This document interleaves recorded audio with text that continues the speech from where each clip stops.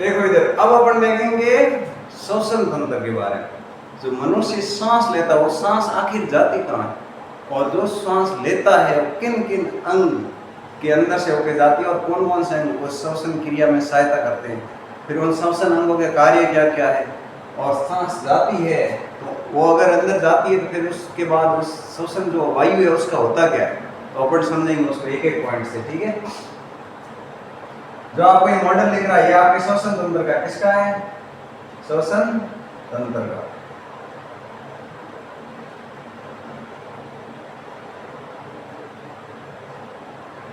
यहाँ जो आपको पार्ट दिख रहा है सबसे ऊपर वाला, ये क्या है, नासक हुआ। नाक के अंदर से आप क्या करते हो, सांस लेते हो अंदर, ये यहाँ से आपने सांस ली और कहाँ की, नासक हुआ के अंदर। तो पहला पार्ट है आपका नासक हुआ।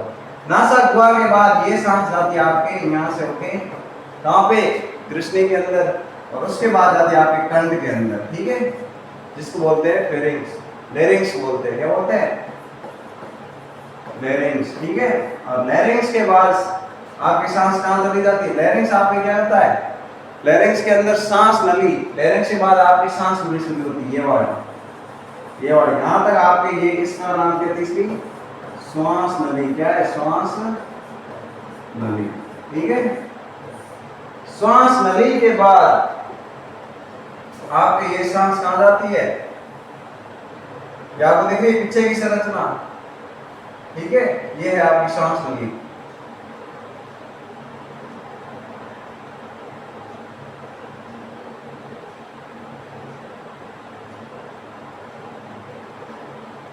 अब थोड़ा इसको देख लेते हैं डिटेल में। अब देखो, सांस नली के साथ ये जो आगे की है ये आपकी सांस नली, और पीछे की क्या है, पूरी ग्रसनी, भोजन नली।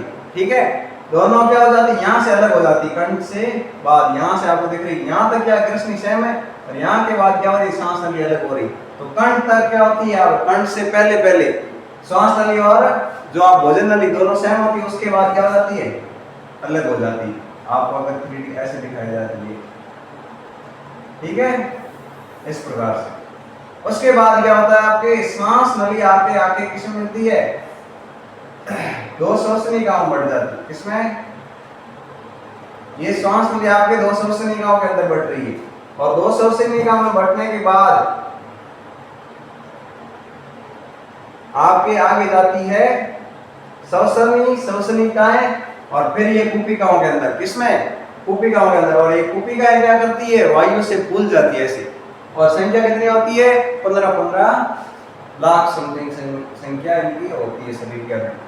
ये जो आपको दिख रही है गुब्बारे में संरचना, ये आपकी कुपिका है, और ये क्या आपकी श्वास नली, श्वास नली ये श्वसनिका है, और श्वसनिका के बाद ये क्या आपकी कुपिका।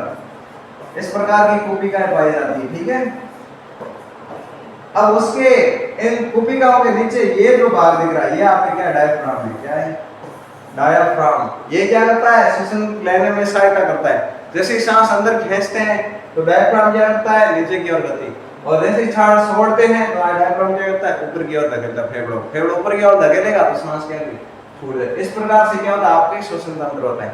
अब इसके बाद जो ये कुपिका है, ये क्या है, कुपी एल्वियोलर कुपिका। इस कुपिका के बाद यहाँ आपकी रक्त वाहिनी आती है, क्या आती है, रक्त वाहिनी, और वो रक्त वाहिनी क्या करती है, ऐसे इस प्रकार से रक्त वाहिनी आती है, और वो रक्त वाहिनी क्या करती है, इसके अंदर की ऑक्सीजन है, क्या है, O2 को कहाँ ले जाती है, हृदय के अंदर। किसके अंदर, हृदय के अंदर, और वहां से हृदय के बाद परिसंचरण तंत्र शुरू हो जाता है।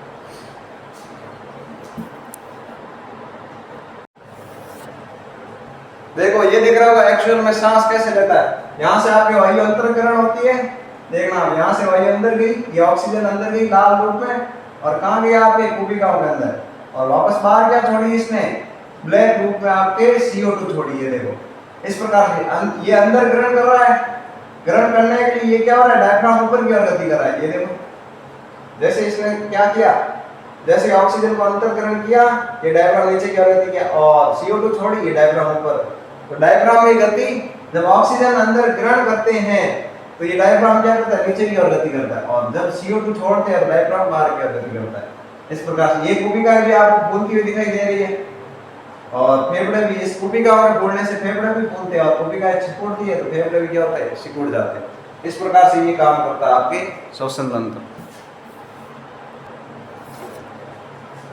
इसी के साथ एक और नया मॉडल है आपको जो दिख रहा है इधर, ठीक है। इसमें क्या है आपका एक नया फेफड़ा है, एक बायां फेफड़ा दिखाई दे रहा है आपको। दायां फेफड़ा ये वाला आपका दायां फेफड़ा है, ये बायां फेफड़ा है, ठीक है। और इसमें ये श्वसनी का नाम लिखा है, श्वसनी है छोटी छोटी को जो श्वसन श्वास नली और श्वसनी और श्वसनिका बढ़ती है, डायफ्राम और ये आपका कंठ यहाँ दिख रहा है। इस प्रकार से ये क्या है, मॉडल है आपका। और बीच में आपको एक देखो संरचना दिख रही है नली के समान, ये जो संरचना है ये वाली, ये आपके आगे जाके आमाशय वाली, ये इसका नाम है ग्रसनी। क्या है, ग्रसनी, भोजन नली, ठीक है।